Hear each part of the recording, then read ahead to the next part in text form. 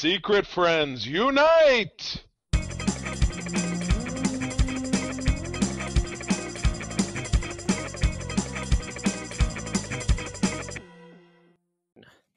Welcome to the Secret Friends Unite podcast, episode 483.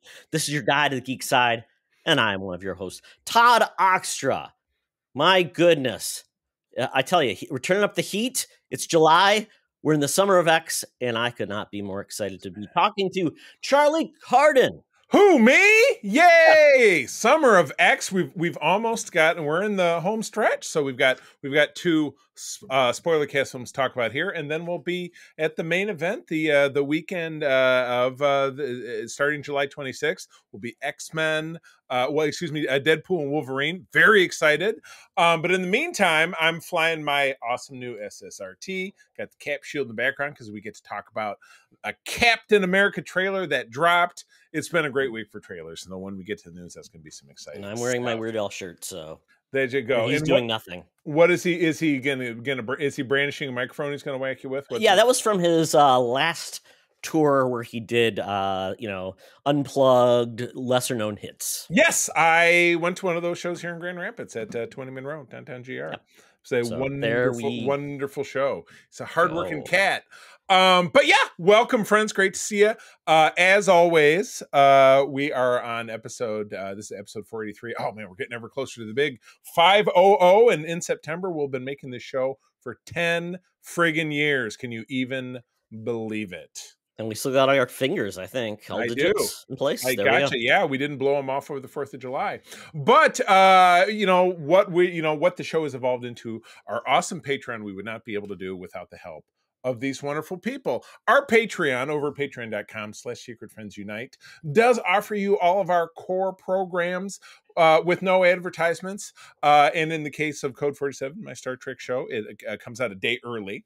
Fun Discord perks and all of the great extra programs we do for as little as $2 a month. We would love to have you on board if you visit again that site. Patreon.com/secretfriendsunite. You can sign up for a free 7-day trial. We think it's only 7 days. It could be longer. We're in the process. We've got top men on that. We have top men. But something that this was a great idea that Todd came out with. Mark and myself and Todd are going to do a Patreon only podcast for our patrons, obviously, starting later this month. And we are in the month of July, if you're listening in the distant future. But anyway, yeah, so that's a great perk of jumping on and trying us out again, patreon.com/secretfriendsunite. For a free trial. We'd love to give some extra special love to the folks on our Friends with Benefits level. That would be John Sedorf, the awesome Phoenix Sisters Entertainment, Kelly and Crayley, lovely ladies, Brendan Myers, Corey and HD, and Matthew Keel. Our top tier folks, we call them the BFFs. That is the awesome Nias family of the Twin Cities, Sean, Stella, and Henry. Very grateful for all of you. If you're listening to us on our free feed, want to find out what all the fuss is about, patreon.com/secretfriendsunite. We will see you there. And Todd, no big surprise on this cover. I know this is personal favorite of yours, but this has a cover date of July 1984, 40 years ago, even though cover dates are 3 months after when they actually hit the newsstand. But still, this is pretty cool. Todd, tell me about the Uncanny X-Men issue number 183. Yes, I will definitely say, as a young X-Men fan, this comic blew me away. It's probably my favorite X-Men comic of all time. It's iconic. For me, this is, we're talking about a very iconic artist, John Romita Jr., Chris Claremont, fully on this book. This is one of the first post X-Men books after Secret Wars. Colossus, when he was in the Secret Wars, he was in love with an alien girl. She died. He was grieving. He came back and was dating Kitty Pryde before he left, and essentially broke up with her on a sunset on a hill, and basically kind of forward. So he made most of the team very mad at him for what he did. Yeah, Kitty Pryde is like the little sister of the X-Men. So Wolverine decides to, probably give him a little bit of justice on his end. Goes to a bar with Nightcrawler. They're hanging out, and Colossus is getting a little drunk, in sad sap Colossus, and in his human form, right? Because I would imagine if he was all meddled up, it would be like he couldn't get drunk because he's invulnerable or whatever. No, it's that's exterior. He doesn't turn fully metal. Yeah, I mean, yeah. It's like a shell, like the candy coated shell of an M&M. Well, and ironically, that's the shell from his feeling. That the young woman from the Secret Wars planet, her name was Zanji. Zanji, of course, because he was he was in love with her, but Zanji was a healer and a bit of a flirt because she was really into Johnny Storm. And Johnny Storm just didn't care about her much at all. But yeah, what was interesting about Secret Wars is that all of those dropped in January of '84. So all of the titles affected had a month of where's Spider-Man, where's the Fantastic Four, and then the following month everybody was back. Yet they really had to sit on all the details of everything that happened. So this was reflective of that.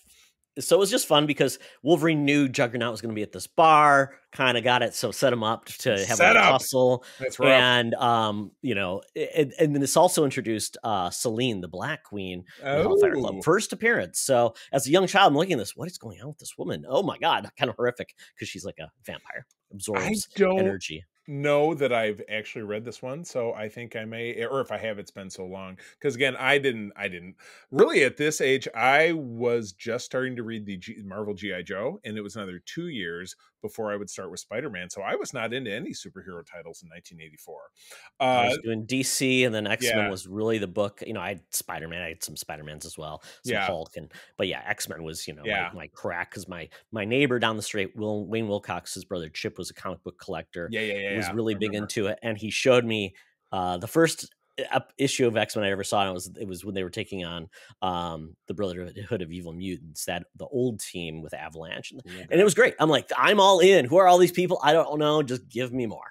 I love it. Yeah. My brother had a friend whose name was one of the first guy I ever met who had two first names, Bill Charles. And he lived over on the other side of the main road from where we're at. And this was like 1985, 86, had all the X-Men comics and stuff. So it's like I dabbled a little, but it was people trading old issues of Amazing Spider-Man in the schoolyard when I was in probably 5th grade that got me hooked, and that's when I got my subscription. I was reading it every month. So yeah, man, the old days, the 80s, the 80s. Yep. So yeah, if you're interested in this book, it's Marvel Limb is probably the easiest way to find it. But definitely find a back issue of your favorite comic book shop, and you can find it there. Absolutely correct. Well, good deal. Well, someone who was far too old to be getting into comics for the first time in 1984 at age 84, that would be our senior news correspondent, Madam Webb. Love her as we do.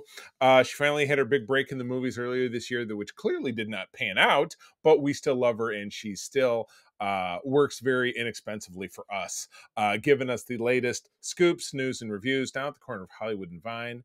So let's go. Now it's time for Madam Webb's Rumors and News. Take it away, boys. Thank you, Madam Webb. Yeah, you remember that bar. Used to be working there. He had the day off when a certain guy showed up to come back the next day. It's totally beaten down. They said, we'll pay you 50 cents an hour to clean up debris. And you're like, what's a girl to do? Money is money. It's good, honest work. Oh, speaking of sort of good, honest work, there is a lot going on, and I'm super fired up. And this has also spurred April and I into doing a complete MCU movie watch between now and next February. 33 films. We've done this films. Like many times before too. I just, I'll space it out by usually like 2 or 3 years. That'll be like, all right, time. I'm surprised you don't just do the ones that relate to this movie. I mean, if seems like a better use of time, but if you've got a lot of free time, why not? April's a big fan of completeness, but yeah, I haven't done a full MCU rewatch today. Yeah, it's been a couple of years, so we got to add back in the movies that you don't. I never have. I've watched individually once in a while, but I would say majority of them I've only seen once. Interesting. That's post Endgame is kind of the same for me. But anyway, we are talking about the trailer for Captain America: Brave New World. So we got this a little bit earlier this week, and we've really got a ton of trailers, kind of pre San Diego Comic-Con, which is on right at the exact time that Deadpool and Wolverine come out in a couple of weeks. We get San Diego Comic-Con, so the end of this month is going to be quite buzzy. But Todd, walk us through it. What do we got going on in this trailer? Oh my goodness. You know, I don't know if they're giving us a specific date when this is actually occurring, but we do know some things have changed. So Captain America is fully on as Captain America, and he meets the President of the United States, who is Harrison Ford. Get off my plane! Wrong guy. Thunderbolt Ross, who was played by William Hurt before he passed away. So they're bringing a character back, obviously, and no mustache this time because they said he wouldn't get elected if he had the mustache. And fun fact, Charlie, when I was in Saudi Arabia, I was going for officer of the quarter for logistics, right. My boss told me to shave my mustache or he wouldn't nominate me. So, because growing mustaches, we had nothing better to do in Saudi Arabia except grow our mustaches. Random. But yeah, you're like me. You don't really have the mustache power. I know. I mean, I can do it. I look like a walrus. But I know. It's for me. I always have this middle part. It just never grows that great. So I'm not a facial. You got the reverse Hitler. I got the yeah, exactly. Oh man, I know it's a tough one. Okay, but yeah. I mean, at this point, it looks like he wants Cap to become a part of the military officially. We see a press conference, and the old original Captain America decides to start shooting, Indiana Jones. So that's kind of where it takes off. Right. It's crazy. So we're getting a spy thriller. The big thing I just watched another breakdown video before we got on here.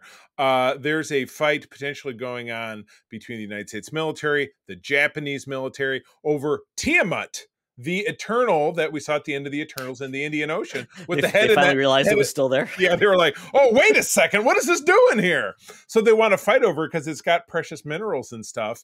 And I watched two different breakdown videos that suggested that might have something to do with introducing adamantium into the MCU. So that's kind of interesting. And we're also getting, and it's some kind of controversial with everything going on in Israel right now, but the introduction of Sabra, who is that is the female character that you see in this trailer, who in the comics, and this is even going back to my days with the official Marvel handbook in the 80s, was the superhero from Israel. So he was wearing she had a weird, almost looks like a I don't know, it was like a furry collar, right? Yeah, the comic character, not the person. Yeah, very odd look. Yeah, I'm so secret, you'll never know me by my furry collar. By my furry collar, which obviously, furry collar seems like that would require a lot of dry cleaning. Dry cleaning would not be great for superheroes because he is up as they get. So anyway, this comes out February 14th of next year, and this is the new hotness for me for Marvel because this has always been my spot. Todd, I know you weren't the greatest fan of Falcon and the Winter Soldier. I enjoyed it because I enjoyed Captain America. That's after Spider-Man, he's my number one Marvel thing. So I tend to look with a little rosy-colored glasses. I'll kowtow to that admission, as many of us do. But I'm fired up about this. Should have been a movie. Too much filler. Too much stuff happening that really was kind of boring. And quite honestly, after seeing these big heroes on the big screen, having them being on the small screen, lesser budget, especially if their height's coming back down, I don't know. It just felt like the story wasn't very good in regards to the enemy and things like that. Right. So I just felt like it was fine, but it wasn't like, holy cow. I mean, this one, punchy, we're going to get to it. A spy thriller kind of makes you feel like where Captain America would always do something a little different. And to me, this just feels like, you got the return of Tim Blake Nelson as the leader, going all the way back to Ed Norton's Hulk in 2008. You've got Giancarlo Esposito possibly as an X-Men character. Was it G.W. Bridge? Yeah. He used to from Cable all the time and part of their six-pack. Yep. That was his team. And we also hearing that Nev Campbell will be back, which is just crazy. No. because- Liv Tyler, not Nev Well, Campbell. yeah, she showed up too. Why not? It could It's a be either screen one. crossover. It's the Why not? 90s. Why not? Yeah. By the way, quick sidebar: R.I.P. to Shannon Doherty, icon of Yeah. Generation X, who just passed Yeah, away. I mean, this past Charmed. weekend. I mean, Yeah. my wife, that was one of her favorite shows. Yeah. 90210 for us, and Yep, played yep. a lot of different characters. And I think the big thing here is we got a stinger, very similar to Civil War, where Yep. the stinger was Spider-Man. And now We're we have getting Red Hulk. right flinging down the famous shield right over my shoulder. If you're watching us on YouTube, yeah. But and thank you for them for just teasing and not, because we'll get another trailer. Super Bowl. I'm guessing. Yeah. This comes out so close to the Super Bowl. I wonder if it might be before that.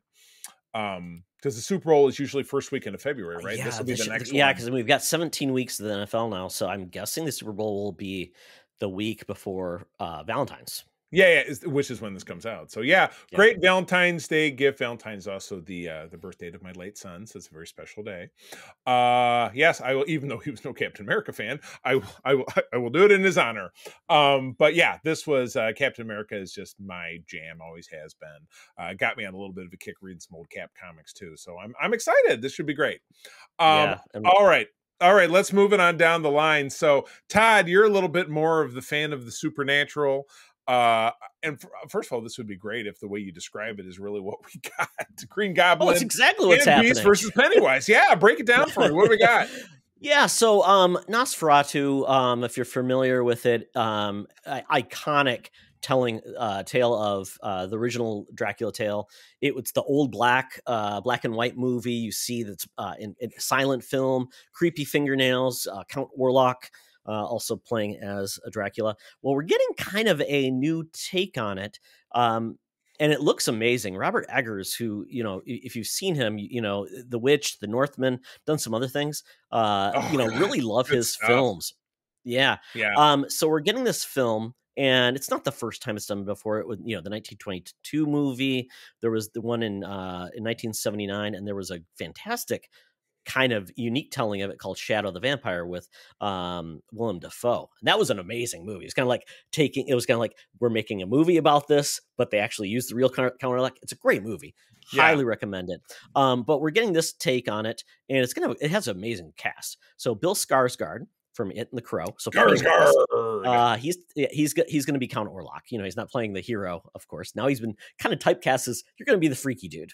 So that's kind of who he is. Then we get Willem Dafoe, Nicholas Hoult, Emma Corrin, Lily Rose Depp, Aaron Taylor Johnson, Simon McBurney, and Ralph Ineson. Damn, what a cast. And this is a Christmas film? I love it. Nothing says Christmas like fucking Dracula. No. That's good stuff. So random, but it looks amazing. Yeah. Let's hope that the window doesn't. But again, why steal it from Spooky Time? You could roll this out 2 months prior. But I mean, they must have their reasons. Well, you know what, Charlie? If you're having a great, crappy Christmas time, get away from the in-laws and go see some Dracula. Go see Nosferatu. Oh my god, it'll be less scary. You need to cheer up. You need to be cheered up. Nosferatu, and you don't have to be drunk the whole time like you are when you're around your in-laws. Most people's in-laws. I'm not saying mine. I'm not saying yours. We don't need to say that. Not at all. Oh my gosh. Well, sticking with the theme of the spookiness, what was the last Marvel TV live action project? Was it She-Hulk or Moon Knight? I mean, it's been a year. We did have What If. That was that earlier this year? Live action? Yeah. Good question. I know I'm looking at the Wikipedia. Yeah. You keep talking though. Yeah, I know. Last Halloween that we had the Werewolf by Night, or God, was that the one before? Now I can't remember. I feel like it was the one before. That was 2 years ago. Yeah. Okay. So let's see. Oh, here we go. God, crap. So we had Echo. Was that the last one? It was Echo. Yeah. January okay. 8th, Yeah. Okay. 6 months before that, we had Loki. Okay. Yeah. And Secret Invasion. I'm not putting either one of those down. I will definitely put Secret Invasion down, which we had this time last year, which was a garbage burning fire of wet trash that no one loved. But this is a return to the very first MCU television program on Disney Plus, which is a sequel of sorts to WandaVision that I think has been in the works since that time. WandaVision we got back in 2021, but this is the often renamed show about Agatha Harkness, which is now called It Was Agatha All Along. Right? Did I get that right? Yeah, it is, and it's had like 15 different proposed titles. Exactly. Yeah, it was the Darkhold Diaries, or the Agatha goes to the supermarket, or Agatha is on the space shuttle. I don't know. They gave it a lot of different names. Harkness Step by Step, Perfect Strangers. I don't know. Le do. But yeah, we get a fun trailer, and again, I know you and I and John, who is our third secret, our founding secret friend, he and I think a few other people we've talked about kind of watched this, and even Mark, who's our podcast partner, said, I don't really know what this is all about or who it's for. However, I was watching it with my wife, who loves witchy stuff, the supernatural. It's been a thing for her since long before I met her. This is her Captain America. This is for my wife too, because she doesn't care about any of the other stuff. She's like, show me something cool and spooky and supernatural. Exactly. Now, April does enjoy all the other stuff, but this, anticipation level is through the roof. So that's very cool. But yeah, we get to see Agatha having to assemble a team into a coven to go on a quest. And there's the Witch's Road and scary stuff. And at one point she's flipping over and doing the deal from the oh my God, The Exorcist, like Reagan from The Exorcist. Yes. Yeah, doing the flip it over. And also, like I don't know, like raising the roof. Yeah. and why not? I love it. Hopefully that'll make the screen grab when you publish it. I'll try to plan it as long as you look up and I see your beautiful face. There you go. Oh, very good. But it's fantastic. And this is we're getting this before spooky season comes out in late September. And she also Jimmy Kimmel is on vacation now. He's been having guest hosts in. She hosted for a portion of last week. She was great. I don't know if you saw the clip, but she did her musical send up to the MCU. Hey, I want to catch people up on the MCU. Oh, I'll have to watch that. I really like. She brought out 3 poorly dressed cosplayers who went through the MCU and did a song. It was great. It was great. I love it. And I know people say, "What's this about?" It's how Agatha gets her groove back. I mean, apparently one of the young coven breaks her out of the trap that she was in. Aubrey Plaza, Patty Lupone. I mean, great. Yeah, I mean, it looks like it's going to be very fun, and where this goes, hopefully it will lead to knowing more about the dark side of what are we going to call it? The Midnight Suns, or of the Marvel universe, because we aren't getting Blade anytime soon, or ever. We knew the Black Knight was kind of trapped in it with the Eternals, somewhere. He's doing mining on Tiamat. That's where he's been since 2021. Probably. I mean, we might see Ghost Rider again in Deadpool and Wolverine. But other than that, I mean, we really don't have anything from that side really leading into say, is there going to be a property, a movie or something soon? Yeah. And I hope we do. But I dig the cast. I think this is going to be a lot of fun. But yeah, are we in a realm of the MC now where we can start saying all projects don't have to lead to the next thing? Right. Can we be in that era now? You can have where people like your wife and my wife can be like, oh, I love spooky stuff and witch stuff is my jam, and this is my slice of the MCU, that people can be excited about this stuff. That would be great. It should be that way. So yeah, that would be cool. So we get this. No, go ahead. I was going to have you. I was say, like the old days of comics, where comics used to not really be. I mean, there was canon, but it wasn't so tight and hot. But you would have like Spider-Man show up, and you didn't have to get filled in what was going on with Spider-Man and everything he's been doing the past 5 years. He just shows up and has a good time. He leaves. Well, you know what? The greatest example of that, I've talked about this many times, were my 2 favorite team up books that ran in the 70s and the 80s. That would be Marvel Team Up. Generally speaking, Spider-Man plus one other character, sometimes a team, and Marvel 2-in-1. The Thing, my favorite character from the Fantastic Four because of this book, and somebody else. And there might be vastly one-shot stories, sometimes a mini arc, whatever it is, but they would find themselves together, they would do a thing, and they would go their separate ways, and you didn't have to be, it was just Spider-Man swinging by, like, hey, you know what, I'm on lunch, and it's a Tuesday, and I'm doing this thing, and then it's over, and my lunch hour is over. It takes, and then he's back to his thing. Doesn't have to be. We've got one example Yeah, we got one example of that so far, which was Daredevil showing up in She-Hulk, and I Right. loved it. I thought it was great, and I didn't care that. Hey, what's he doing? I don't know. It was fun. Right. It was didn't fun. have to. Comics Doesn't should have be to. fun. Shouldn't have to lead to something else. Yeah, you're right. It No. becomes way too inside baseball when you're like, well, but the thing is, and again, I know I'm sure I'm guilty enough watching too many of these analysis videos, the new rock stars screen crush and being How like, does it all connect? but how does this? Yeah, then you turn into Charlie Day from It's Always Sunny with the board of red string. You know what I mean? It's just there's no way to get And away. it just takes one new project to, Make it or like, oh, it's good. actually that Yeah. didn't happen. It just falls apart like a house of cards. Oh my And gosh. Kevin Spacey's career. What? Oh, well, we're not touching that one. Oh my God. All right, moving along. Now this was the first trailer that I watched today that I hadn't seen yet. And so we're kind of getting into a space of legacy sequels that you don't know if you needed. But what do we got? Gladiator was a film in 2001 maybe, with Russell I Crowe. believe so. Yeah, Oscar-winning performance, Yes, Oscar-winning movie. The titular gladiator, where he's a Roman slave fighting in. Are you not entertained? Pits. Are you not entertained? You got Joaquin Phoenix being a grody scumbag.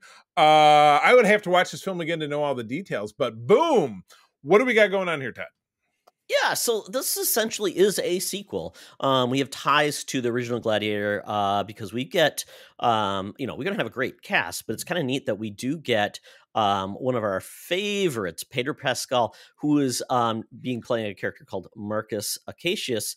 He actually trained under Russell Crowe, the character he played, Maximus. Now, Pedro Pascal is in this. Is he rescuing a small child to take them to their to safety? Because I didn't see that in the trailer. So is that it? It's like a tree falls in the forest. Can it really be Pedro Pascal if he's not rescuing a child? Yeah, no young child in danger. Maybe exactly. we haven't. That hasn't been revealed yet. Yeah, right, so okay. He's going to be not the main character, because the main character is Paul Mescal. Yep, and he's going to essentially be trying to break through the apparently even worse Roman emperor that is a bad dude. And it's Denzel, isn't it? Denzel or Denzel? No, Denzel's a power broker who's trying to basically reset the landscape of power in Rome. Oh, gotcha. The actual emperor is, one of them is Joseph Gordon-Levitt. What's his name? No, I can't remember. The new Johnny Storm. He's one. Yeah, he's one of. He's going to be the emperor. Eddie, freaky guy. Wasn't he just in the Quiet Place movie? And he was Eddie from Stranger Things. I just couldn't pin it down. He's got that kind of face.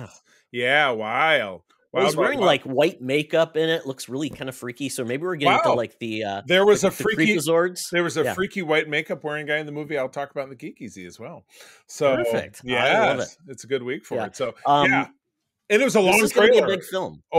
Over 3 minutes, which is your standard trailer is usually like 2:39 or 2:29 flat. So this was a bit longer, packing it a bit more, because we're getting this in. It's your Thanksgiving film, November 22nd. Gotcha. It's kind of weird.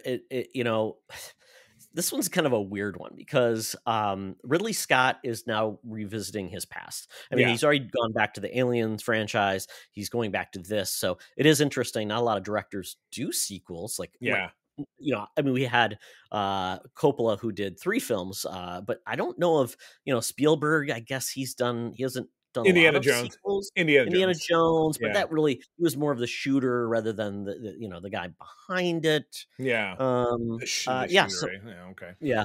But at this point, the one thing that people are making fun of is the fact that they chose a hip hop tune by Jay-Z as part of it, and it is kind of an odd choice, but I think he's trying to say that hip hop is disruptive, and that this movie is going to disrupt the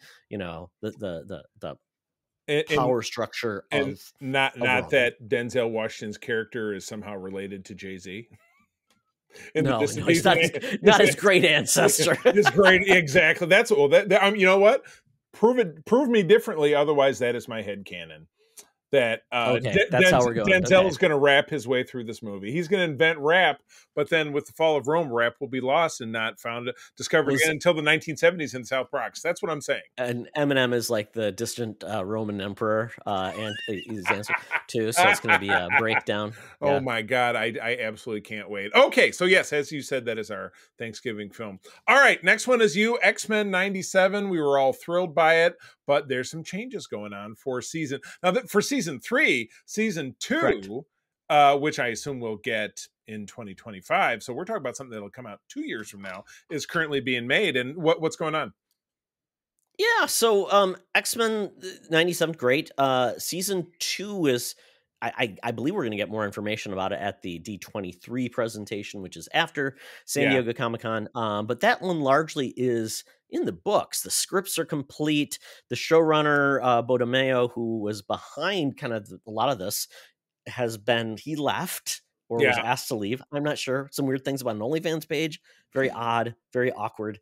I don't know. You don't hear that much about a man on OnlyFans. I guess I don't hear that much about it, but you never know. Exactly. Apparently, he was very awkward to work with, and some things that were not great. So the good news is, while most of the story is there and people loved it, we're going to have other showrunners coming to take over, and we now found out that the writer of the X-Men 97 season 3, which I didn't even know was like approved for season 3, so that's fantastic. Well, I mean, season 2 blew everybody away. It's the bomb. Yeah, he wrote What If. He was involved with that. So, and he also was involved in the Miss Marvel TV series, which I really enjoyed. Some people didn't. So this is kind of cool that they're going to have more people that have been involved in animation and also Marvel projects. And we're getting X-Men 97 season 3. Are they going to keep calling it X-Men 97, or are they going to call it X-Men 98, X-Men 99? It should be 99 in the third season, right? I mean, they kind of nudged it forward. So in 99, they'll be listening to Papa Roach and, Power Man 5000. Oh my God, yes. I'm down. Yeah, I love it. Yeah. What else were we doing in 99? Ricky Martin, that's when he came out big strong. Sure, there was like a Armageddon movie or something, maybe. It was 98, yeah. Oh, 98 was the summer of the asteroid movie. There was that in Deep Impact. I love Deep Impact. Thought it was a great flick. But anyway. Deep Impact, really good, yeah. Armageddon. No, God. I can stay away. Don't make me Animal crackers on Liv Tyler's belly. Oh, Liv Tyler, but not Nev Campbell. It's a live. It's a living. It's what is this? The Flintstones? It's a living. Mirror, yeah, clunk. Oh my gosh. Oh, so I look forward to that. So I'm guessing this doesn't tell us when we can actually even animation's so weird. It's not like animation takes a long time, so I don't know if it's a 2-year situation, although the Simpsons, I mean, and more simple animation like Family Guy and things like that are probably quicker, because that's like, oh, it's Peter Griffin, we're just going to reuse him and then put him in a same set that he's been in, versus like huge mutants and things. Exactly correct. So cool. All right. Well, I look forward to that. Wouldn't it be great though if they brought like the Filmation, like He-Man, where it's just like Wolverine is still walking past the same rock 15 times. That's it. That like the same. He's walking through the same living room at the X-Men, and he has to turn. And then goes forward. And then how do they end? Right in front of me. How do we end every episode? All the laughing. Yes. Yes, and the more you know, or knowing's half the battle. Watch out for child predators. Oh my gosh! The more you know. Yes, exactly correct. All right, well, that is the end of the news. Todd, time to get out that Fuber app, that feeble Uber app. We've got to order us up a ride to get us down to Scugtown, Nastyville. It is time to visit the Geek Easy. Talking about stuff we enjoy. But as I'm getting into that 98 Lincoln Town Car that still has the roll down windows and the place to ash your cigarettes, the guy flips on his AM radio and I hear this ad. Hey, Secret Friends Unite, let me tell you about Zencastr. We use them for our show, and now they're supporting us. Zencastr is now the all-in-one solution making podcasting easy. It's the ultimate web-based podcasting solution. Provides high-quality audio and video podcast production and hosting. With a full suite of professional tools, podcasters can seamlessly record, produce, and publish studio-quality content, all from one dashboard. Being a creator has never been easier. And we chose Zencastr because of the ease of use, high quality output, and it makes it super easy for our guests to come on. We had multiple solutions we tried before, and Zencastr has just been the best fit for us. Why Zencastr? It's now super easy to record a podcast with Zencastr. Log in using your browser and start recording a high-quality podcast right away. Record studio-quality sounds and up to 4K video with your guests. Feel a sense of zen knowing Zencastr's multi-layered backups ensure you always have your recordings in the highest quality, even if the connection is unstable. Have you ever worried what you sound like? Zencastr's post-production process makes you sound buttery smooth. It automatically removes those ums and ahs in your recording. It removes those awkward pauses in conversation too. Set the right podcast loudness and levels while reducing background noise with the click of a button.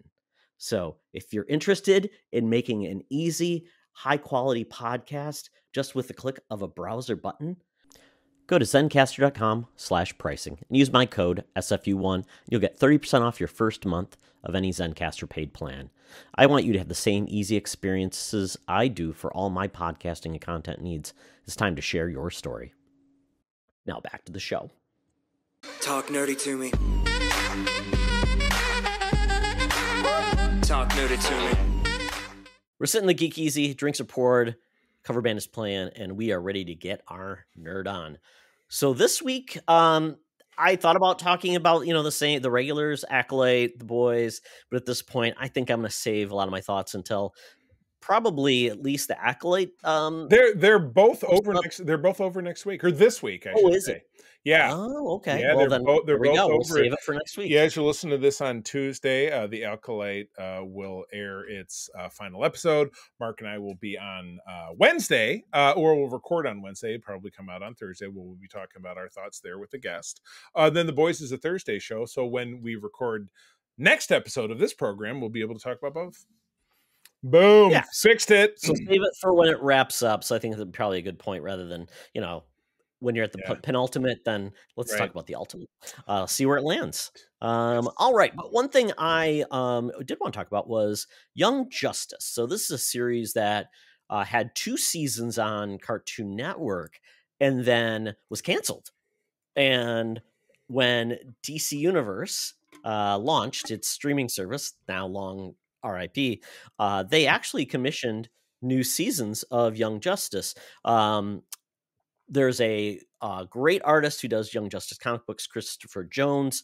I had him as an early interviewee, right? On the because he's local guy. Yeah, he was a Minneapolis local, but now he's living out in Hollywood. Hollywood. Yeah, he's working as a consultant on series, doing adaptations for Young Justice, and doing a lot of he does like Doctor Who comics. So he's done a lot of awesome. Commissioned works for contract work for different IP, which is very cool. And he's heavily involved in this series. But they brought back Young Justice, which is essentially, think about it as Teen Titans, but kind of like a new modern comic book. Young Justice was a comic book that came out late 90s. So it was kind of thinking about Teen Titans, what's the next generation? So Young Justice is kind of the next generation after the Teen Titans. Really cool comic. The first 2 seasons of Young Justice were amazing. Just really good animation and awesome storylines. Really, really dug it. And I started watching Young Justice season 3, I think when it was first announced. Started watching it, it didn't catch me. For something felt a little bit off. And that's not uncommon when you have a huge gap of a show and then it comes back. Like Arrested Development, I know when that came back, I know people are like, this doesn't feel the same. It's not very good. Yeah, that was weird. Yeah. But this, I got back into it and I'm really enjoying it now. So I was like binging it. So I'm like through episode 12 of season 3. And I don't remember how many episodes are in the season, but it's a longer season. So I'm really digging this. And this season is called The Outsiders because that's what it essentially is. Batman it's The Outsiders. Is he there? Yes, he is. Tangentially, because you got a lot of the characters that were in, like you got Metamorpho, Katana, Geoforce. Geoforce, then, like wasn't that the car you drove in the 90s? The Geoforce? Yes, the Geoforce Storm. Yes. But it's got a lot of those characters from that comic book, Black Lightning, and I like how they mix things up. It's characters drop in, drop out. A lot of great new villains. Yeah. I'm really digging it, and it's Nice. It's a smarter type of comic book series. So Yeah. I really enjoy it. So I'm glad I've got another season to watch. But yeah, if you're, it's 22-minute episodes, and at the end of every episode, Charlie, do something really it's kind of got a creepy vibe to it. But at the end, they show like just a random character like sleeping at like there's Crypto, the dog, Crypto. They just show him sleeping there. Well, that sounds cute. They fought Lobo in an episode, and his finger got sliced off. So you see the finger just sitting there, and I'm like, and one of Lobo's characteristics back in the day, if he drew blood, that drop of blood would turn into another version of Lobo. Oh no! They took that power away. They took that because good. like that's too overpowered. Well, that was remember Scratch-tasia, the Itchy and Scratchy version of Fantasia? That was when he chopped him up, and he chopped him, and they all turned in. They were microscopic and went into his bloodstream and killed him. That's what you never want more versions. Like it's like Ash in the Army of Darkness. Same thing. Little ashes. But yeah, but they just show the finger there at the end. I'm like, is something going to happen here? Yeah. And they another episode ahead at the same finger. I'm like, but it looks a little different. I'm like, oh boy, this is weird. Kind of creepy, but I'm digging the show. Yeah. So nice. Check it out. Good deal. It's really good. Good deal. Then another series that I have been watching, here and there, because it's not something like, oh my God, what happens next? It's the Muppets Mayhem. This is Dr. Teeth and Electric Mayhem, a series all about them. Oh, is it like Daco style? Like, hey, back in the blah blah blah. No, it's kind of like saying it's basically the premise is, I just love it. It's a dumb premise, but it's perfect.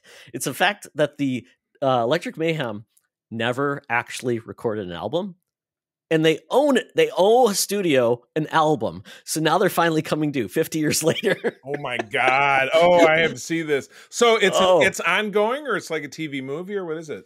No, it's a series. So it's got a lot of guest stars in it, just like Muppets have always had. How funny. It's got like 2 main human characters are involved. One's basically a super fan of Electric Mayhem, follows them around, like, knows everything about them. Oh my and then God. one is a young executive who's trying to like make her mark. So she's like, well, if I can get them to make a record, I will be on the fast track to fame. Oh my God, how funny. It's great. It just so many little fun drops, lots of original music. Who are the 2 human actors?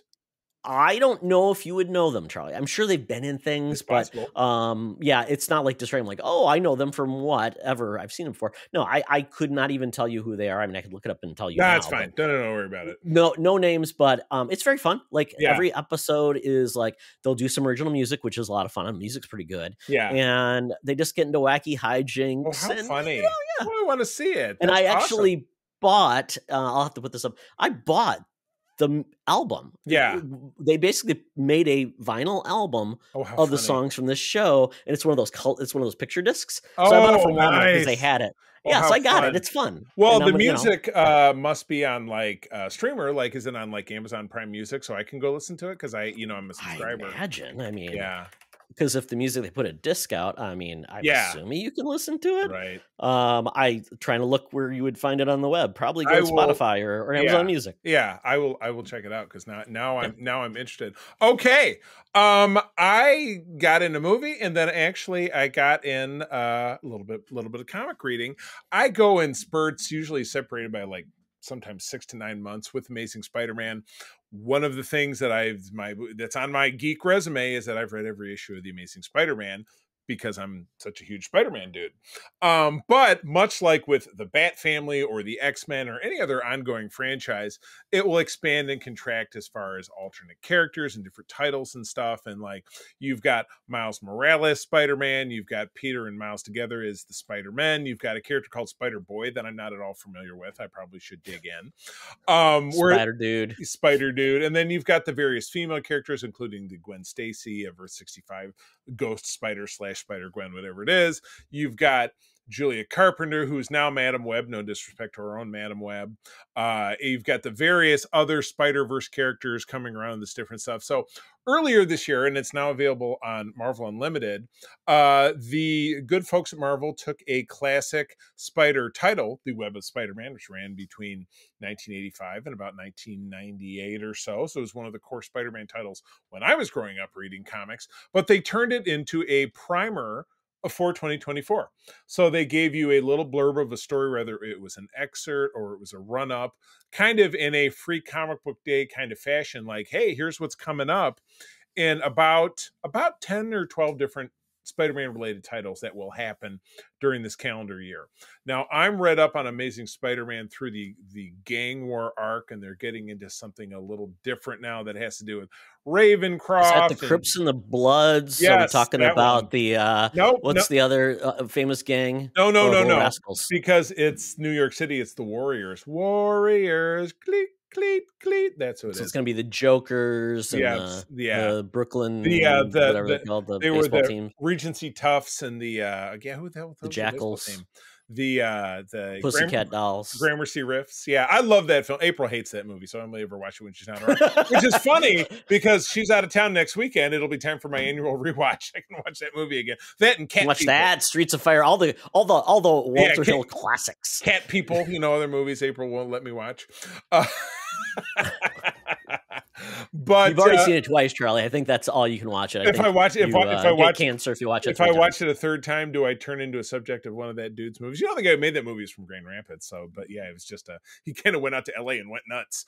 But anyway, this was fun, and again, available on Marvel Unlimited. It gives you touches on some of those titles that I talked about, other limited series coming up, other long-term running stuff. So I thought it was a great way to catch up, and again, it's whet your appetite, because I, like you, Todd, I don't get into all the crossover stuff when you're reading the main storyline, but not everybody's like us. Some people are going to read this and go, oh, I really, Spider-Boy really speaks to me because, I'm 12 years old and getting into reading comics for the first time. So I'm down with that. Or I've loved Miles Morales because he's a person of color character that I've loved since, 2011 when he first came out. So great little catch up if you've been out for a while to kind of whet your appetite, as it were, for whet your appetite for wheat cakes, which is of course the Aunt May classic.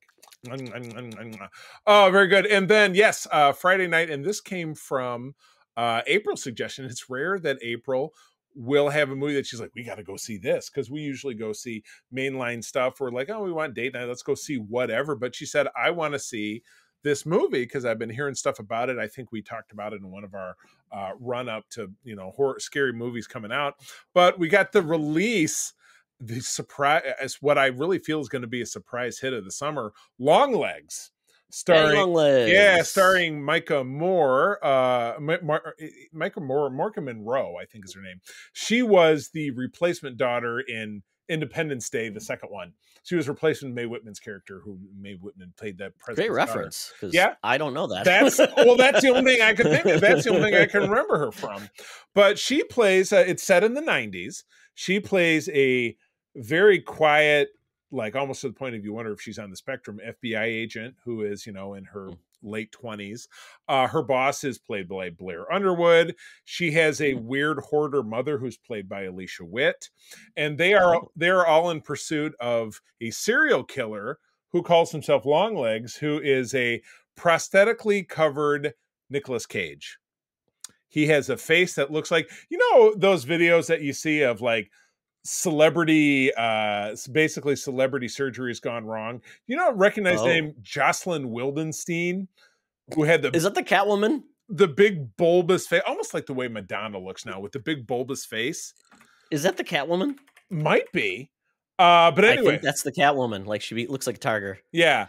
Yes, it's a tiger woman. Yeah, exactly. But anyway, Nicolas Cage put on a similar visage to that, and yeah, he's a serial killer who's been active for 20 years. Prior to this, and they're drilling down trying to finally catch him. But the twists and turns in this movie, it's a suspense thriller. There's definitely some grisly violence. It's obviously rated R, but this theater, how theaters are smaller than they were post-COVID. Things have been redesigned, reclining seats, so on and so forth. So your standard theater is a lot smaller than it used to be. Theater we went to when we saw this on Thursday night was near capacity for this movie that I feel like almost no one has any awareness of. And when I was back, reading some news on it, they said it could pull 25 million in its opening weekend. That's what I heard. Which is awesome. That's very rare for something it's like this the black small. phone, right? That was the parallel that I drew when I was talking about it. So, but anyway, if you enjoy suspense thrillers and, if you can handle the grisly violence, but you would love to see really pull it out and find a very unexpected twist at the end. Todd, you got to go see this one. I It's a was great wondering one. because I mean, I've been listening to some things about this because, you know, I've heard like some people have hyped this movie as like, it is the scariest movie. I'm like, when people say that, I'm like, Yeah, probably okay, not. who's paying you for that? But I'm like, Yeah. I just wanted to get your pulse on this because I am curious about Yeah, it. do And it. it does sound like more like a Black Phone, kind of like creepy, lots of Right, mood, and but definitely not really supernatural. Definitely not PG-13. I'm not going to answer that next question Okay, because okay. that would kind of give away some things that don't need to be given away. But yeah, go see this, man. I'm not going to say another thing at all. This is my recommendation of the week. It's I've got definitely for some reason my credit card. Somebody tried using my credit card, so I thankfully my company told me. So, or not my company, but the credit card company. Told me. So I had to get a new credit card. So my movie pass thing was linked to it, so it expired. So I'm resubbed to it now because I got my new credit card. So I'm gonna see some movies because I'm like, I was gonna see Fly Me to the Moon, but my app wasn't working. I'm like, do I really want to pay $12 to see this movie? God, no, I'll wait until I can much pay $5 for it. Yeah, is that how much movies are now? Yeah, our because we do the monthly thing to Celebration Cinema, as I mentioned a million times. Well, I do monthly too, and it's like I can choose 1, 2, or 3 movies because a month, and I'm like, I don't really need to see more than that. So I'm like, okay, I went down in tiers because I know there's not that many movies coming out. So perfect timing. I'll do this because I was a little bit nervous. I'm like, is this going to be like a grisly type of movie? It's going to be gross, but it sounds like it's more up my alley. Yeah, I'm gonna say there is some graphic violence. I wouldn't say it was pervasive, but the suspense is intense, and the twist ending. You don't end up seeing it. There were elements to this I just didn't know. Like I said, with the main FBI agent, she's awkward enough that you almost wonder if she's having mental delusions. You can't really tell. But yeah, it's a big shocker when you find out what's really going on at the end. So anyway, with that, I will say no more. But that takes us out of the Geek Easy. Oh, I was going to ask you. So I got a couple follow-up questions. Oh, please. I remember there was a movie we saw, was it last year? The movie about the house in like Detroit, where like it was like a Airbnb. And oh God, yeah, and that movie was crazy too. And it was funny. The neighborhood they mentioned is when my stepmother's brother, so my uncle by marriage, Sean, who's a Detroit cop, talked about that neighborhood. It's the Brightmoor neighborhood in Detroit. It's one of the absolute worst, and so that cracked me up. That on this street that's totally ruined, you have this one beautiful Airbnb. In the middle of battle-torn Baghdad. Here's exactly. Airbnb. One last follow-up. Have you seen Maxine already or no? No, but I'd like to. But that's one that when we saw X, which was the first film that April was like, oh, but I'm like, but there's lots of nudity in it. I enjoy that. So yes, I want to go see Maxine because maybe that's what I can do this weekend when I'm flying solo. Yeah, you got your own thing. So yeah, I do want to see the first two because obviously.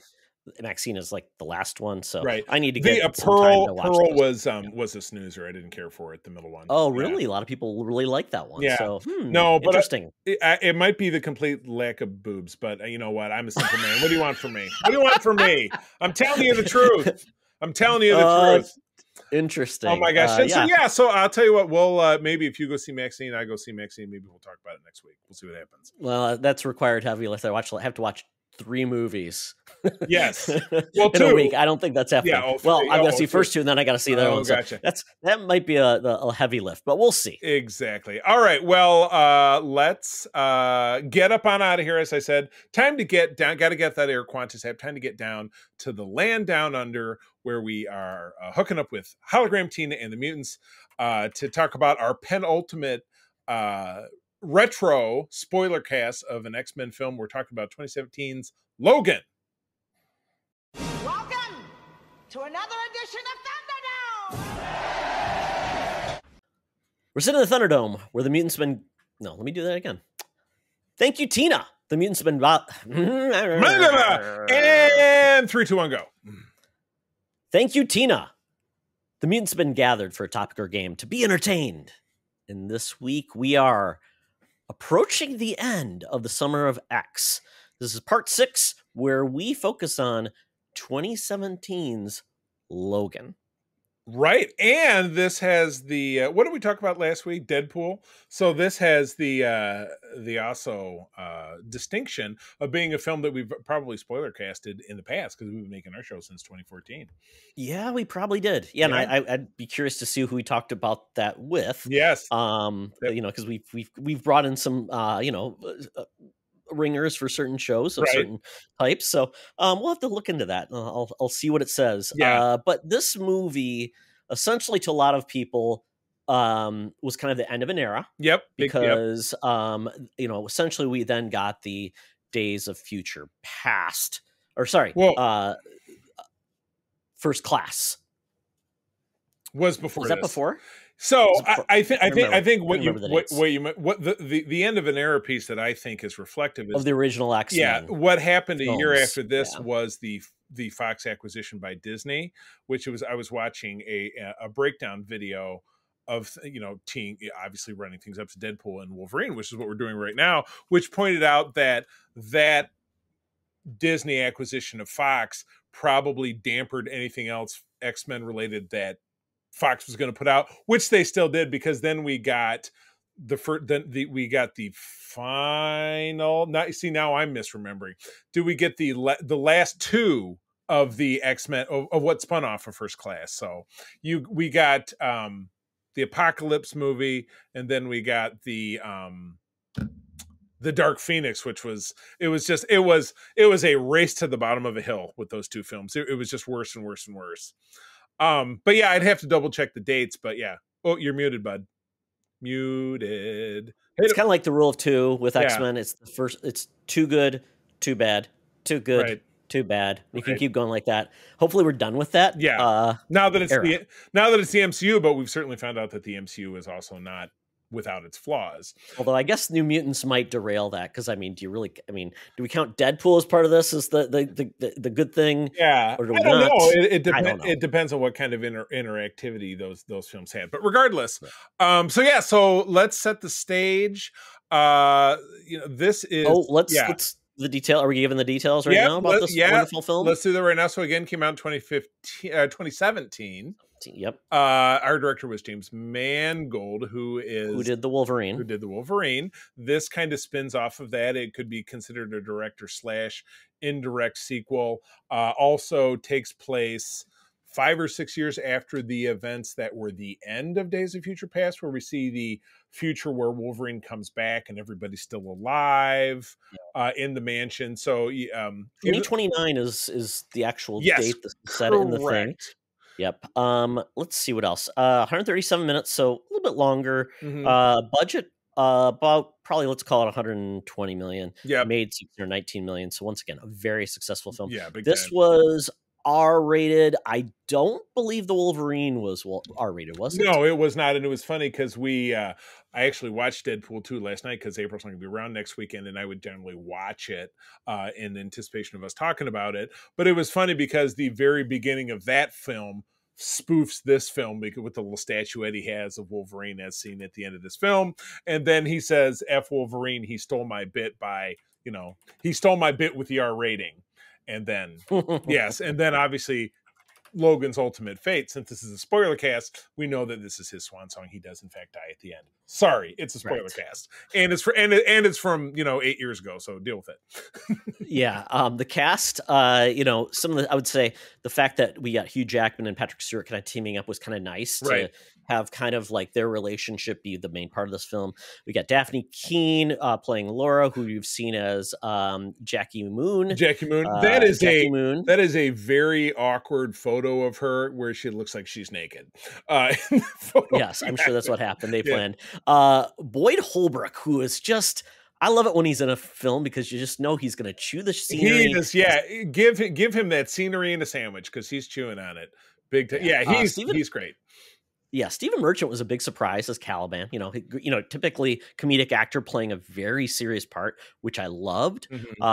Let's see, Richard Grant, great character actor playing Dr. Rice. He was the last big Star Wars baddie, or he was plugged into the Rise of Skywalker as one of the major general guys. Elizabeth Rodriguez is Gabriella. She was in The Orange Is the New Black. I know that's not a show that you've you've dug into. Cool. But we get a return of Eric LaSalle, who was always such a jerk that was on ER. Kind of out of the that was kind of a out of the blue kind of casting, but very small role, but very I thought a great role in this film. I think he really nailed it, and that's about the end of the heavies in the cast. I'm trying to think of anybody else that because there were a lot of mutants and maybe young mutants that maybe were significant. I mean, we had like Richter, which was one of the few called out mutants who was part of the New Mutants, right? So, or X-Force, right? So yeah, I mean, other than that, we largely do not have a lot of other named or people you're aware of in this film, right? And so at this point, we'll give you the byline: in a future where mutants are nearly extinct, an elderly and weary Logan leads a quiet life, but when Laura, a mutant child pursued by scientists, comes to him for help, he must get her to safety. This movie, when I think about like serious adaptations that probably would have never been made at Disney under the MCU. Right. This is one of them. Yeah. We got Deadpool, we've got this. I'm trying to think of what other, those movies that were the properties that really changed your mind about something. Right. And that's one of the only thing I'm saying in the future with Disney. Now that we're getting a R-rated Deadpool Wolverine, maybe I don't have to be nervous that we won't get another movie that pushes the boundaries under Disney. And I just have no doubt in my mind that Deadpool and Wolverine will explode on the big screen. It will be enormous. Hopefully it'll win the summer, because I was the only one of the three of us that picked it as the #1 film of the summer. So. Oh, really? I thought you had picked Inside Out too. You and John, no, that's my number 2. You and John have the same top 5. Yes. Yeah. So we're gonna lose badly together. We'll see. But do keep in mind, this is available to watch on Disney Plus, video on demand, rent or purchase, Fandango, Amazon Prime, etc. And physical media is still a thing. Generally, you would find that at a big box retailer or on Amazon, most likely Amazon. Holy cow. This is a film that it's a gut punch from stem to stern. And you're right, it is longer. It's 2 hours and 17 minutes, something like that. But I didn't feel like a lot of wasted time. Patrick Stewart's portrayal of a stated 90-year-old Professor X who drops the occasional F-bomb from time to time. This was right before. There's a Taco Bell commercial too. Yes, the chalupa. Get it with chicken. Get it with beef. This was just prior to his return to the role of Jean-Luc Picard in the Picard series in 2019, of which he brought definitely a different energy to that role, and he brings a totally different energy to this role. This is what 90 looks like when you're, and in this case, actually in the case of both characters, so Picard and Charles Xavier, they're in poor health, they're losing their faculties, they're both dying, and in the first season of Picard, Jean-Luc is dying. Patrick Stewart is to the point where he's having psychic seizures which cripple people around him. It's 1 year after he had a seizure so big that it destroyed everything at the school and killed, what did they say, 60 something people, or 7 mutants, but disabled 600 people. Impacted, didn't kill them, but killed 7 mutants and disabled 600 mutants, or 600 people in Westchester. And what we find out through the progression of Dr. Rice, Richard E. Grant's character, is that mutation, natural mutation is on a decline, thanks to the fact that what he describes as gene therapy has been engineered into the food and water supply worldwide. It's fluoride, man. It's fluoride. Exactly. Yeah. So they put on men and women are drinking this, and the X gene is the gene that causes mutation is being suppressed or dissolved. So there are less mutants in the world. But Wolverine, now being nearly 200 years old, we do know that he was born in the 1830s in Canada, and it's now 1845. Yeah, and now it's nearly 2030 in the timeline of this. He's nearly 200 years old. So his body, I mean, you'll notice at the beginning he's walking with a limp. His body is covered in scars that won't heal, and after 50 years of having adamantium grafted to his skull, grafted across the skin, it's poisoning him. So he is dying. Like us in microplastics, exactly. Right? All those extra features we get from the microplastics. Yeah, exactly. Yeah, I got microplastics and everything. I'm breathing them right now. Like, microplastics. So tasty. But anyway, yeah, so he is dying. And this woman, Gabriella, approaches him at a funeral, because what he does is he is a limo driver. And it was funny. I love it. Yeah, it's funny. He drives this souped up Chrysler, which is funny because I drove a Chrysler at the time, my old Chrysler. It's a 2024 Chrysler. And it was a 2024, exactly. It was funny because it was a 5-year lease, because it's 2029. So he must have been on the long. I'm guessing he's leasing a 5-year-old vehicle. I don't think he's leasing a new one. Yeah, exactly. But you know what? It was very nice, but it was so funny. Oh yeah, that was his big concern in the opening. The opening scene of this really set the table, because he's parked under a billboard off of a freeway near El Paso, Texas, so near the Mexican border, and a bunch of cholos, excuse me the expression they use, are stealing his hubcaps. And he get out and say, "Hey guys, you're not going to be able to get these. This thing's elite." And then he finally gets into a big fight with these guys, but first he tries to pop his claws, and one won't come out. And it's just like, you sucked. Talk about hard times. But in the end of it, he does go berserker. But the main thing he's worried about when these guys draw on him is not shooting the car, which, that lasts for a little while, because the car, of course, eventually does get destroyed. But, what else would you expect? Yeah, it really was a different look at the world of X-Men that we really hadn't gotten before. Yeah. Understanding that the mutants are basically a dying breed. And at this point, you've got this odd couple relationship between Logan, who's trying to get money eventually to get out to the ocean with Chuck, and Chuck is dad, because when they meet Eric LaSalle and family, they're posing as a family. So Laura, who is X-23, Daphne Keene's character, is his daughter, which, as we find out, is the truth. And then and then Xavier Chuck is introduced as his father.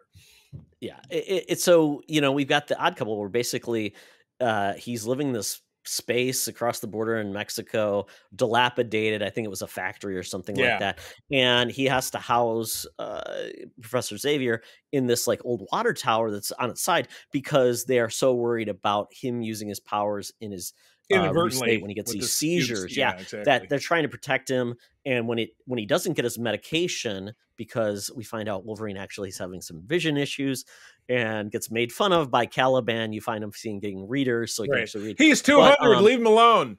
Yeah, you see these seizures that he has just disables everyone. Right. Wolverine's like the only one that kind of can get through it, but that's through sheer agony. Yeah, that's because you have this long scene once our people escape from Mexico, and they're making their way to Canada, where there's supposed to be this refuge. Of course, Gabriella dies, because that's what you would expect. But she records this big video testimonial on how she worked at this hospital compound in Mexico City, where all of these mutant kids were test tube babies and experimented on.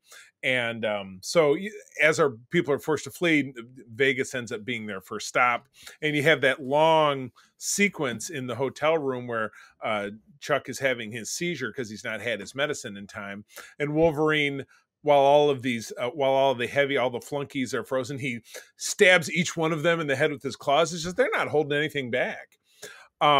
And rescues them, and then they end up in Oklahoma, which is where we meet Eric LaSalle and family, and the bad guys catch up with that. But we do find out their true secret weapon, because they figured out that breeding kids and trying to turn them into soldiers is kind of a dead end. But if you just breed an adult killing machine, that totally works, and that's what they turn them into a test tube baby, raise them like that. You can use, and they, talking about, they found all of these different, they had mutant genes left over from the Alkali Lake facility, which brings us back to where, Weapon X is, and you find out that Wolverine actually killed Dr. Rice's father. They even Right. actually address that. So you do get a kind of a little bit throwback. And fun fact, Charlie, Dr. Xander Rice is actually the doctor in the comics who created X-23 as well. So it Ooh, is a nice. true documented character before we really knew it about it. So I'm glad they incorporated that with the Yeah. X-23 character. Yeah. And then brought this full circle. Very good. But yes, in the end of it, we find out that X-24 is a young, totally in his prime version of Wolverine, Hugh Jackman, who looks like Sabretooth in a lot of ways. Exactly. Yeah, that's what I said. Cool They cut. made him like Liev Schreiber, who was his brother in the X-Men Origins film. So, you know, they do take, it is kind of cool to see them take little timey-wimey bits of stuff and all. It's like a wad of gum under a desk, you know. It's like, oh, here's all the different X-Men stuff, you know. Yeah. But yeah, they do that. And so brutal fight scenes between, you know, Wolverine and X-24, the stabbing, and you know, at the end of it, they do make it to the Canadian border, but that's going to be our third act kind of blowout, where Wolverine, unfortunately, X-24 does defeat Wolverine and impales him through a tree trunk, and then X-24. Well, you're jumping all the way. I didn't even talk about we haven't talked about the Reavers yet, Charlie. You're just like, this happened. Well. Yeah, no, all right. Yes. Well, all right. Let's bring it back. Let's bring it back. Well, we got to pace ourselves here. All right. So essentially, we get the Reavers, who are the ones that essentially reached out to Wolverine first to lead him to X-23. Yeah. And then we get some showdowns. The Reavers were a big part of the Mutant Massacre in the comics, and they are basically essentially enhanced humans. And there's a lot of references to the way they look based on the characters in the comics. And then you get the main guy, who we see played by Boyd Holbrook Pierce. Made me think of another character named Pierce in the comics too, but I'm not sure. Donald Pierce. I don't know if they're referencing him specifically, but it's kind of neat. And they brought it back to Caliban's role in all this. It's a redemption for him because he essentially worked with the Reavers to basically track down all the mutants, and that's what Caliban's ability is. Track mutants. Albino, he's sensitive to the sun. He's the truffle pig. I thought that was a great where he described himself. Yeah, great just interaction.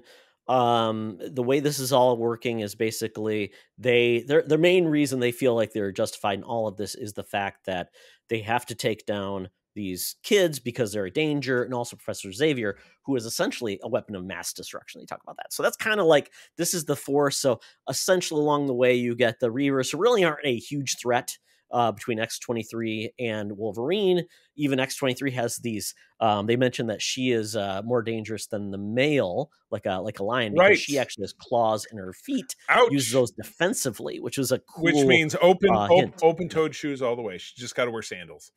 Yeah, that's a kind of a rough one. And I'm trying to think, where does that come out? Does she have toes? Nobody knows. Oh, you're right. I mean, does it come out between the toes? Maybe it comes from the flat of the foot.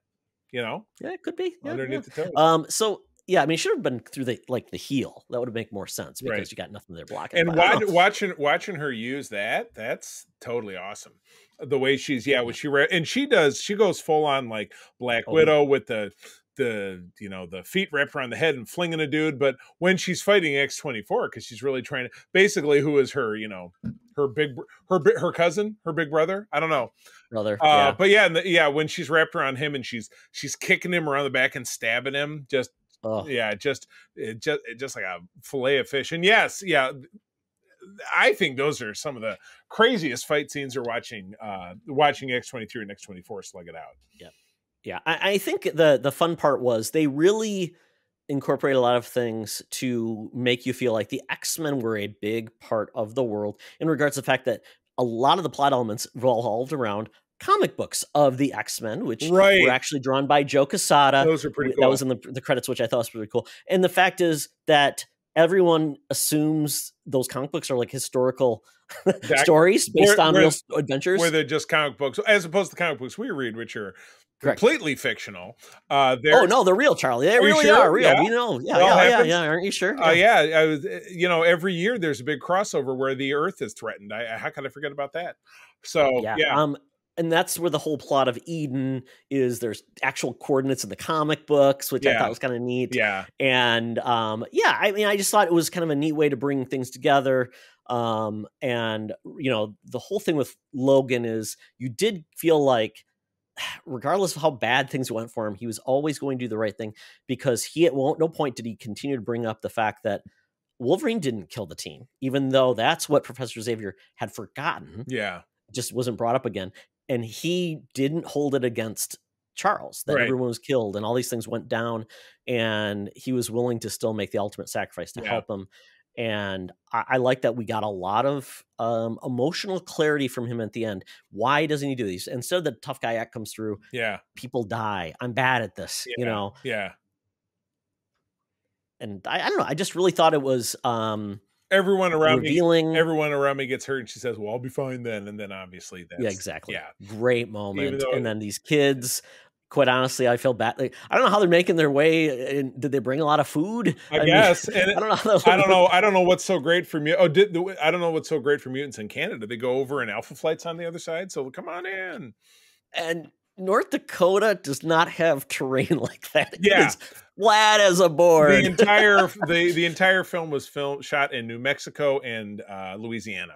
I did so check it out. Yeah. Exactly. They should have said like Washington State, because Washington State, I could at least believe there is, you know. Plus then they would have ended up in Vancouver, which I understand is a very cool place. So yeah. Sure. Why not? What's on the other side of the border from North Dakota? Is it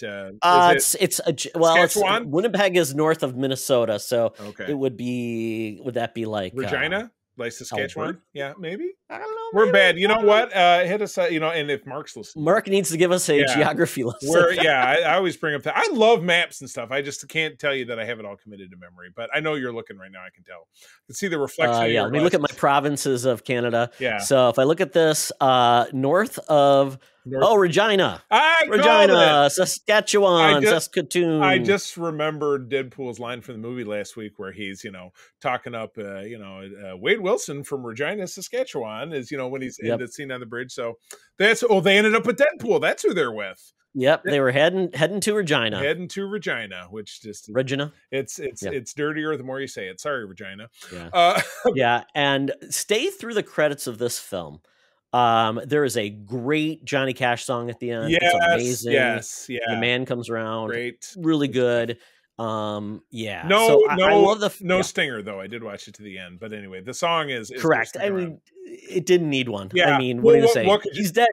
Still dead. What can you do with it? And here's his grave. We're just going to show you. Yeah. So when he does pass, you have a very nice tender moment with Laura holding his hand, calling him daddy, and then they bury him under a pile of rocks, and they put two sticks together, making the X. And so tilted over to the X. I mean, they could have done one end credit, and they said, and here's another Dokken, everyone's least favorite Wolverine, kid knockoff. Wasn't he another clone? Horrible. He's got that bad mohawk. He's got like the claw that comes underneath. Just way too. Yeah. In fact, you are not rocking with Dokken, which is always one of my favorite. Daken. Yeah. Oh my God. He's about as cool. Bad stuff. All right. So, per our usual measurement, our usual ratio of claws, 10 claws. So, 6, and then. We're getting two Wolverines and X-23s together. So she's got 2, he's got 3 on each hand. There you go. That's 5. Bang. All right. So out of the 10 claws, where do you land? This is a 10 for me, man. This is Marvel's Dark Knight. Yeah, I absolutely. mean, as far as I'm from this Fox era, I mean, obviously there's other good ones too. It's I like the best Winter thing they Soldier's did. probably my other favorite comic book in the Marvel universe. Yep. Yeah, I'm with you. There is nothing missing. They put it all on the screen with this. Nothing missing. No plot development that seems ridiculous. Nothing that they could have done that they shouldn't have done. It was terrific. A lot of just everything that's great. So yeah, go see it. And as always with all things, hit us up on socials. Tell us what you loved about this. We'll tell you a little bit more about that in a second. But yeah, that's the show, friends. Thank you as always for joining us. Todd, where do people find you out there? When I'm not in Regina, Canada, I am on Threads at Toxtra, at Secret Friends Unite. Check me out there, trying to share the joy, get people involved. And once again, we are going to do the Secret Friends Unite community podcast. It's going to be a ton of fun. It's going to be exclusive for Patreon. So if you're curious and have never done podcasts before, and you just want to be part of the fun of talking about the geeky stuff you love, check us out. Become a Patreon 1-week trial. join us for that, see how it goes, and maybe you'll stick around. But please do. More information will come out to our Patreon channel and Discord, and also on the Patreon channel as well. Excellent. And of course, as you had mentioned, that our Discord is a great place to track us down, but you can find me over on Threads and Instagram, trying to definitely be better about using Threads. But I am at the C3, spelled out TheCeeThree. And like I said, our Secret Friends Discord is the friendliest Discord in Regina, Saskatchewan, and the United States. So come check us out. Yeah, that's where I'm at. That's where I spend my time. So friends, thank you one more time for joining us. I can tell you as always that sharing is caring, and to keep on trucking. Be the hero, not the villain. In a truck. When the man comes around. Snacked! This podcast is part of the Secret Friends Unite podcasting network. Visit secretfriendsunite.com for more great shows, articles, news, reviews, and more. Secret Friends Unite podcasts are available on Apple, Google, Spotify, and other podcast services around the world. If you'd like to be part of the conversation, you can join us on Facebook or our new Discord server, or follow at Secret Friends U on Twitter. Please subscribe to Secret Friends Unite on YouTube and visit our merch store at tpublic.com. Just search Secret Friends Unite. Thanks for listening.